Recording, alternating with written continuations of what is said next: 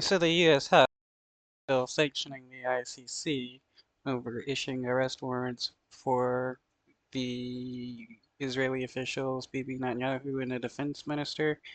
Um, it is insane what they're doing.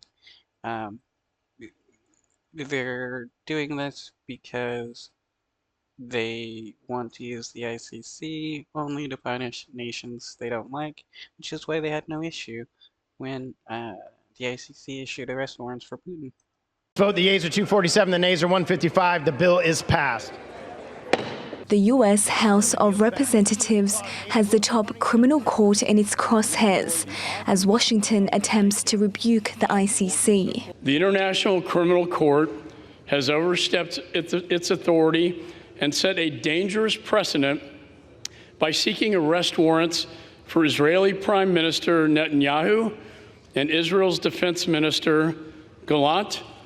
And I want to be... Yeah, that precedent is that if the ICC is able to issue arrest warrants for Western nations like the Israeli government, the United States, the UK, it will mean that if the US commits any war crimes, they could be arrested, and that is something that they don't want because they only want to use the ICC to punish poorer nations that they dislike. To be clear, the case against Israel is baseless. The bill will target any individual that participates in the investigation, arrest or prosecution of a U.S. ally and block them from traveling to the country. It comes after... So, how are you going to punish all the nations that are signed up with the ICC and signatories for the arrest warrant that are willing to arrest Netanyahu for his crimes? The ICC Prosecutor General requested that Israel's Prime Minister Benjamin Netanyahu and Defense Minister Yoav Gallant to be arrested on charges of war crimes and crimes against humanity. The United States and Israel are not members of the ICC.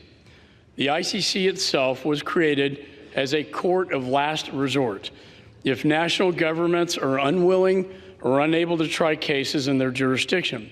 The United States and Israel do not fall into this category. Gentleman yields back. Okay, so does Russia, but again, the United States had no issue with the ICC issuing arrest warrants for Russia. It's funny how when it becomes U.S. allies, there is an issue. The bill will now go to the Democratic-led Senate, but the Republican-led bill is likely to be struck down as divisions in Washington intensify over Israel's war against Hamas.